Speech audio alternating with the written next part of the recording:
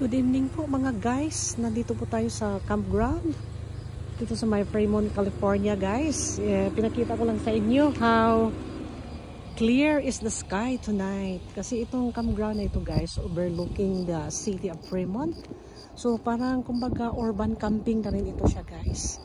So may aeroplanong dumaan. Tapos ang sky is clear. Look at the skies. Makita natin ang skies guys oh.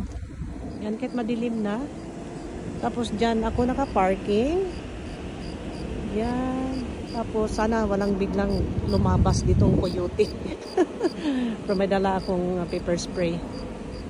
Yan. Pero malapit lang ako guys. Tapos na parang may naglalakad. Pero maliwanag naman. May naglalakad na tao. Kita ko yung shadow niya.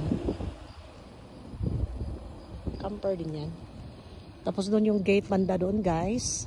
Yan. Tapos ang ganda tingnan ng sky. Napaka clear. Very nice. Ang ganda ang sounds. Hello. Somebody pass by here. So may mga naglalakad din sa gabi guys. Doon siya guys. Tao talaga. Tapos dyan sa likod, may kino-construct dyan sa likod. Parang building or anong ginagawa dyan. Tapos ito yung mga campers guys. Yan, mga RVs. Tapos dito din, mga RVs. Uy, puntahan muna natin. Kasi ang sasakyan ko, inon ko na lang yan. Pero ako po ay naglalakad lang. Pinakita ko lang yung view guys. Gaano siya ka-nice. Gaano siya ka-nice tingnan yung view.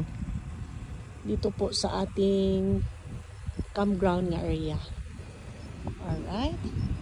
Ako po ay naglalakad-lakad lang po dito guys.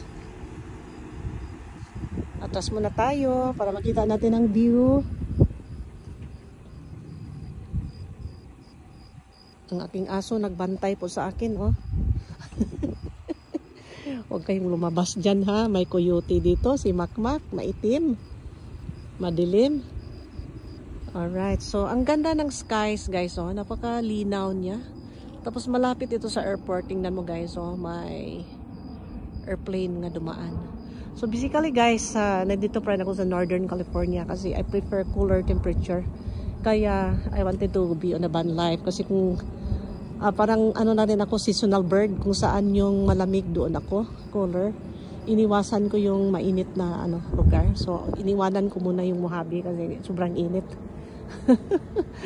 Napakainit ngayon, disyerto eh. Alright guys, so thank you for watching.